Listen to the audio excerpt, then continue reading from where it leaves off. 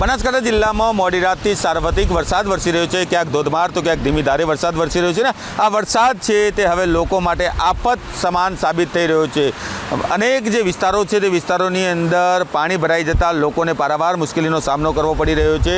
તો અમદાવાદ પાલનપુરનો જે હાઈવે છે તે હાઈવે પર ઢીચણસમાં પાણી ભરાઈ ગયા છે। અત્યારે અમે કાણોદર નજીક છે ને આપ જોઈ રહ્યા છો કે આ હાઈવે છે તે પાલનપુરથી અમદાવાદ તરફ જઈ રહ્યો છે, પરંતુ હાઈવેની બંને સાઈડ ઢીચણસમાં પાણી ભરાઈ જતા જે વાહન ચાલકો છે તે પરેશાન થયા છે। અનેક જે નાના વાહનો છે તે ખોટવાઈને બંધ પડી રહ્યા છે, તો મોટા વાહનો છે તે ધીમી ગતિએ પસાર થવા માટે મજબૂર બન્યા છે। મહત્વની વાત એ છે કે જે રીતે સાર્વત્રિક વરસાદ વરસી રહ્યો છે ને આ વરસાદના કારણે અનેક નીચાણવાળા વિસ્તારોની અંદર તો પાણી ભરાયા છે, પરંતુ અમદાવાદ પાલનપુર જે હાઈવે છે તે હાઈવે પર પાલનપુરના ગઠામણ પાટિયા કાણોદર નજીક તેમજ જે છાપી છે તે છાપી નજીક ઘૂંટણસમાં પાણી છે તે પાણી ભરાયા છે, જેને લઈને લાંબી વાહનોની કતારો લાગી છે। ટ્રાફિક જામ છે તે સર્જાયો છે અને વાહન ચાલકો છે તે પરેશાન થઈ ચૂક્યા છે। નોર્મલ વરસાદમાં જો આટલું પાણી ભરાતું હોય તો આ નેશનલ હાઈવે ઉપર વધારે વરસાદ ભરાય તો શું હાલત થાય?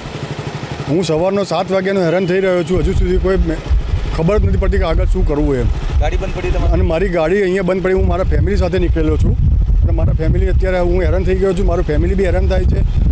હવે આગળ શું સરકાર શું કરવામાં આગળ જે ખબર નથી પડતી કે આ નેશનલ હાઈવે પર જો આવી હાલત છે તો પછી આગળ શું થશે?